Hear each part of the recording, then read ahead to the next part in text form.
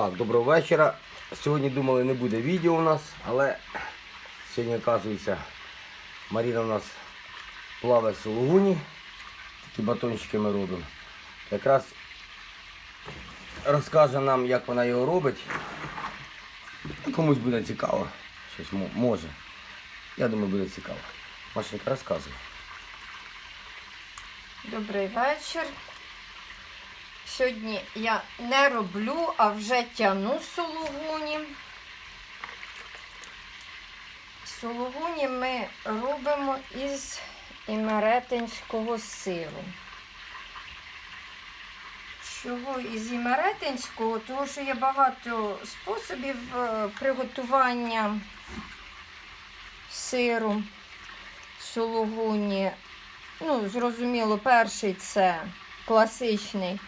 Це чедерізація його, тобто витримка його під набивання кислотності згустком, під сироваткою.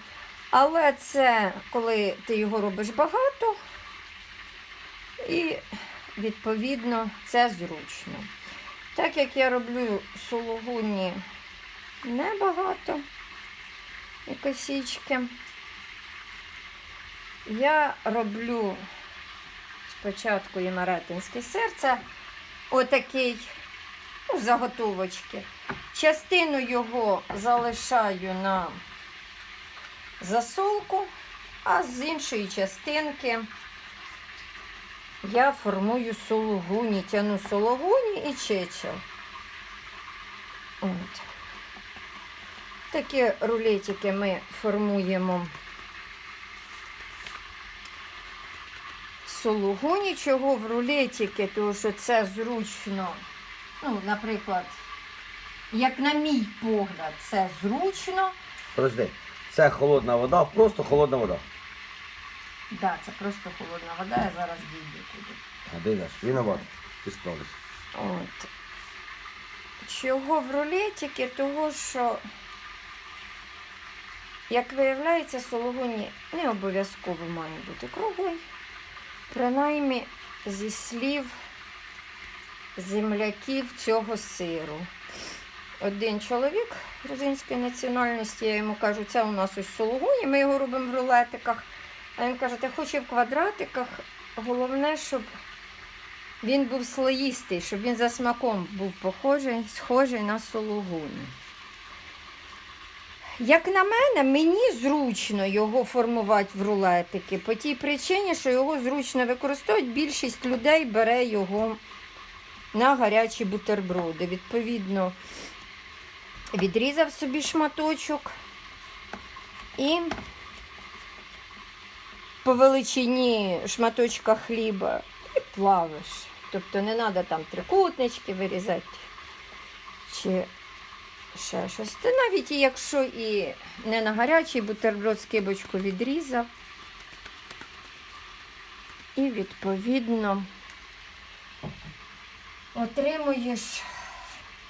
Якою приблизно вагою ці батончики тебе виходить? А батончики я роблю по 300 грамів. 300, 200, 500. Найбільший у мене 800. Можна робити і по кілограму. Але в мене просто в руках більший шматок, ніж 700 грамів, не поміщається. Я не можу великий сформувати батон. І, відповідно, в мене вони найбільші там 500+.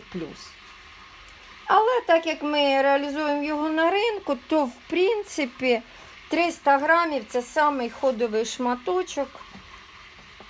Від 200 до 300. Уже коли маленький, там 100-150 грамів робиш, уже не дуже, скажімо так, він продається останній. Тобто, коли вже немає з чого вибрати, тоді вже клієнти беруть цей малесенький шматочок. Тому ми стараємося 200, 500, 500 це, там, може 600 найбільше. Відповідно, сформувавши такий батончик, я його вкидаю в холодну воду, щоб він собі там остивав. І коли вже він охолоне, ми його будемо поміщати в розсіл. В минулому відео багато задавали питання по розсолу. Такої концентрації розсіл. Дивіться, по правилах прийнято, щоб був 20% розсіл. Але з свого досвіду кажу, що це дуже сильний розсіл. У нас, ну, принаймні там, де ми реалізовуємо, це буде, ну, для моїх клієнтів це буде дуже соляний сулугуні. Я роблю 15%. То навіть не 15, а трохи менше. На 10 літрів води 1,5 кілограма солі. Це трошечки менше буде. Чим 15, це десь 13,5, так, 14%. На сулугуні і взагалі на бринзу, на всі інші сири, окрім моцарелли, не бажано робити несоляний розсіл. По-перше, що розсіл виступає консервантом, сіль. По-друге, якщо зробити його малосольним, то як і сулугуні, і бринза, вони в малосольному розсолі потворожаться. Тобто вони стануть спочатку такі липкі, а потім вони стануть творожиться, тобто розлазиться. Збереженню вони не будуть піддаватися. Тому, ну, розсіл потрібно робити не менше, ніж кілограм солі на 10 літрів води, ну і не більше, ніж 20% розсіл. От. Якщо немає можливості там зважити, відміряти, то щоб отримати 15 такий розсіл, як роблю я, ну, наприклад, на 10 літрів води 1,5 кг солі, можна взяти, вимити картоплину. Дехто кидає яйця, я яйця не пробувала, не знаю. На картоплині працює. Вимить гарно картоплину, налить води, вкинуть картоплину у відро і, відповідно, щоб додавати солі стільки, поки, ну, додавати, помішувати, поки вспливе картоплина. Коли картоплина сплила, ваш розсіл вже буде виступати не тільки своїми смаковими якостями для сиру, а і консервантом. От. Зараз я ріжу імеретинський на шматочки для того, щоб його плавити. Дивіться, коли приготується імеретинський, потрібно, щоб головки набули кислотності. В домашніх умовах кислотність, ну, зрозуміло, ніхто в домашніх умовах не буде купляти pH-метр. Ну, у нас є, але, ну, на ту кількість сиру, на яку я роблю, він мені, ну, не складає такої необхідності. Не хочу сюди підійти. І я, так як і інші, використовую, як кажуть, дєдовський спосіб для перевірки сиру на плавлення. Зараз я вам спробую показати, як я це роблю. Ти можеш сюди прийти, бо тому Так, що... я зараз іду. Я просто ставлю сир, щоб він плавився. Береться гаряча вода. Для того, щоб перевірити... Давай заново. Заново це все розкажеш, іди сюди і розкажеш заново. Розкажи, що ти робиш? Перш чим стати повністю різати головочки на кусочки для того, щоб потягнути сулугуні, потрібно головку в домашніх умовах, якщо немає pH-метра, а його в більшості немає, хто робить для себе. Відповідно, перевірити, чи готова головка, чи головка набула кислотності. Ну, я знаю, яка кислотність мого молока, відповідно, я не чедеризую, тому що, як я вже казала на початку відео, ми спочатку наготовляємо імеретинське, а потім частину забираємо на сулугуні. Відповідно, я знаю, якщо я зробила вранці сир, то вечором я його тягну, якщо я зробила вечором, то в мене вже на ранок головочки набувають кислотності. Але коли робиш невелику кількість, його можна перевірити ось таким способом. Я беру шматочок, надрізаю, тобто не всю я скрошила головочку, бо є ще такий нюанс, що може перекиснути сир. І відповідно, якщо він не докис, то це ще півбіди.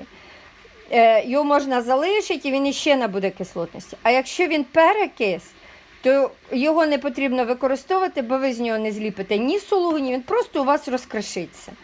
І отакий шматочок кидаю в гарячу воду і чекаю декілька хвилин. Можна помішувати, можна поставити на парову баню, в залежності від того, якої температури у вас повітря в кімнаті. У нас вже кінець робочого дня, і от дивіться, бачите? Він у нас тянеться. Ось така ниточка, дивіться, бачите? Тянеться, тянеться, тянеться, і він не обривається.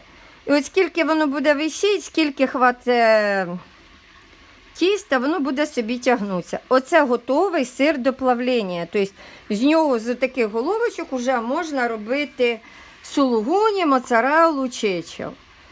От. Отак я перевіряю.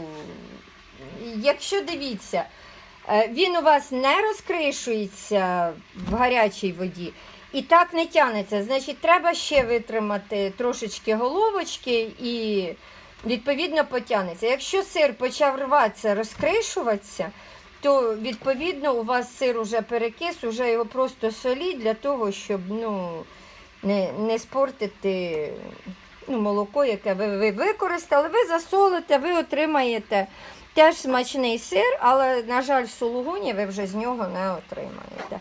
Тому моя рекомендація для починаючих, хто хоче тягнути сулугуні, ви коли робите заготовочку, в інтернеті пишуть, беремо, формуємо згусток, ложимо в марлю і засовуємо під сироватку. Да, це все класно, якщо ви вже не один раз його робили. Якщо ви робите вперше, моя порада, сформуйте його у форми, сформуйте головку, хай вона буде сира. І отак у формі засуньте під ту сироватку і його чедеризуйте. В оці форми, так? Да? Ні, в м'які форми. В оці форми? Ні, м'які форми. Оцю. В ось такі форми, в таких корзиночках формується сулугуні і маретинський сир. Такі секунди. М'якенькі корзиночки. Не в такій формі. Ні, в цій ви не поставите його в сироватку, туди сироватка не буде попадати, це для пресованих сирів. До речі, трошки розкажу про форми. Це форма стоїть скажених грошей, італійська. А я б не сказав би, що вона... Ні, коли ти не сировар, то тобі кажеться, що ніякої відмінності немає. Відмінність є, вони не б'ються, ці форми. Дорогі форми, вони не б'ються, вони більш довговічні, вони краще миються, на них менше осідає молочний камінь, тобто з ними набагато легше працювати. Вона легка в обслуговуванні, скажімо так. От. А та форма, це харківські форми. Да, харківські. Харківські, там свої недоліки. Покажи харківську. А ось що зверху, це харківська? Оце. Оце харківська. Тобто, якщо подивитися ці дві форми, то вони нібито нічим не відрізняються. Але хочу сказати, що я коли формую сир в харківських формах, використовую поршень від італійських форм. Тому що в харківських формах йде трошечки Це італійські форми, і ми друга купляли форма. чи по $50, чи по $70. Я не Вони пам'ятаю, дорогі. це було дуже давно. Вони такі сказочно дорогі. А харківські там щось 3 копійки. Харківські вони недорогі, але ж я вам кажу, там мені особисто не подобається в них поршень. Скажімо так, можна з тим поршнем працювати, але мені не подобається. Я використовую саме з італійської форми поршнем.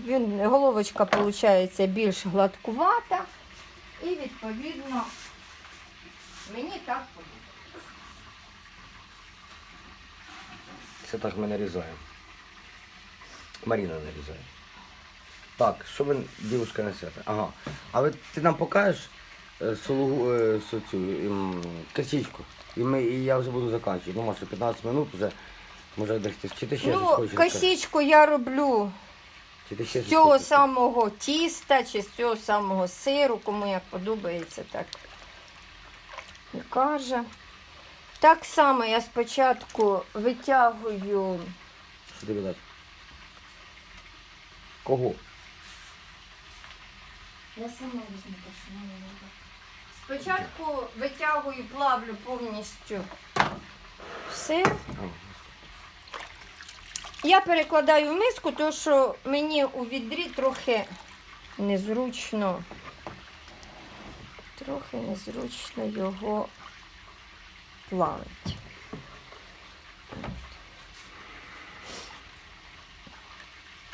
Горичку.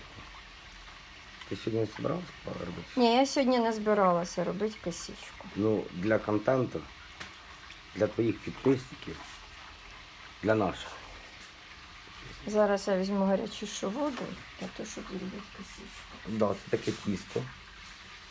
Це називається тісто, правильно я кажу? Ну, я кажу тісто. Хто як хоче, Кісточку, так і бачите? каже. З такого сиру, гарячої водички, виходить таке тісточко. Я не дипломірований сировар. Такий сулугуні. Ти не дипломірований Да, сировар, я знаю. не дипломірований сировар, я сировар-сироучка, особливо у кавказьких сирах.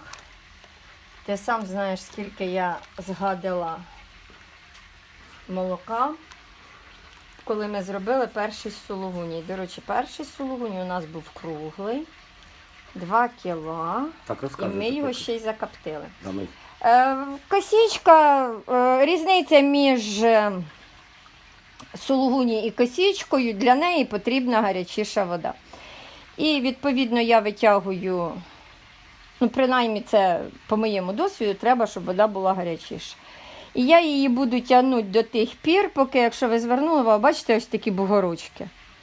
Поки оці останні бугорочки витягнуться. Чим довше я її буду так витягувати, мочити у гарячу водичку і знову тягнути,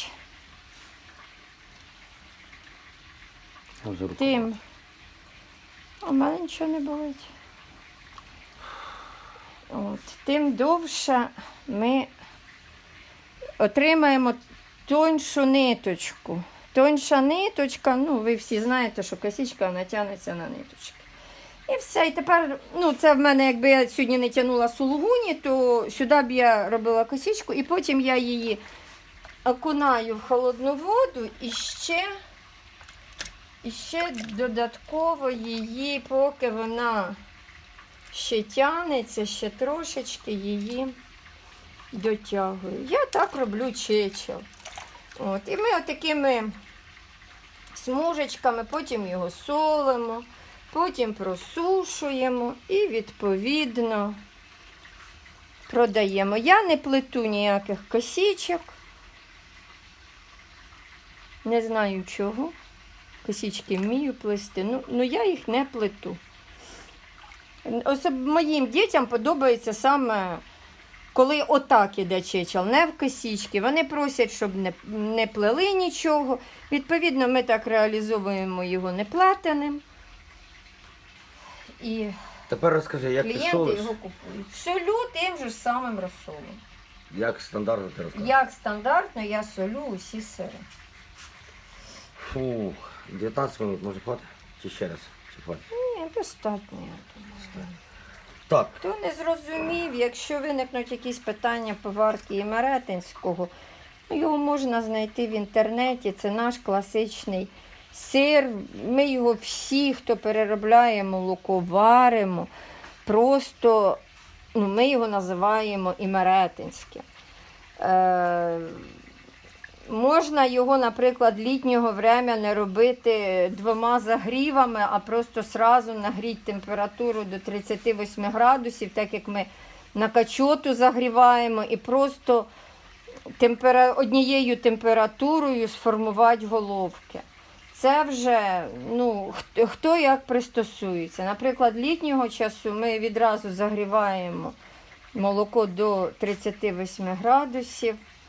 робимо імеретинський сир і потім тянемо із нього сулугуні.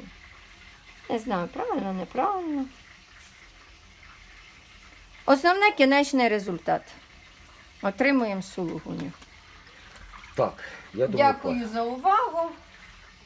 пишіть. Кому сподобалося, пишіть, ставте вподобайки. Кому що не зрозуміло, можете запитати. Якщо що знаю, відповім. Що не знаю, не відповім. Все? Але ще раз вам кажу, що не одну шишку набила, Не одну тонну молока спортили. не одну тонну молока спортили. До речі, поки нам не дали книжечку, не дали, а поки ми не купили книжку «Домашнє сироделие». Супер, Енді. От. І відповідно, коли я там читала, я чоловікові сказала, де ж ти був тоді, коли я спортила 100 літрів молока перших. Там все це написано, чого, для чого. Є багато підручників, тому навіть в інтернеті не треба ні в які бібліотеки йти, де все це розписано. Але коли ми починали, ще всієї цієї інформації в інтернеті не було. І відповідно ми прочитали рецепт без всякого розжовування, без ніде нічого. Спортили молоко, ну нічого, знову. Зараз набагато легше починати займатися сироварінням, тому що є багато шкіл, де можна отримати знання, самому не вичитувати, просто заплатити за курси, за навчання. Ні, ну то ми ніде не вчились, їх тоді в Україні і не було, коли ми починали. Давай з цього, це був 2010 рік, коли я починала сир варити. Ну, принаймні нам ніде не попадалося. Та тоді й особливої інформації такої великої. Як? Можна було прочитати в рецепті? Робите так-то, так-то, так-то, і на виході ви получаєте так-то, так-то. Ну, не завжди воно получалось. Тому, хто не хоче читати сам, не хоче на курси, можете писати, що знаю, розкажу, підкажу. Так, дякую, добраніч, а ми будемо далі тягнути сулугуні.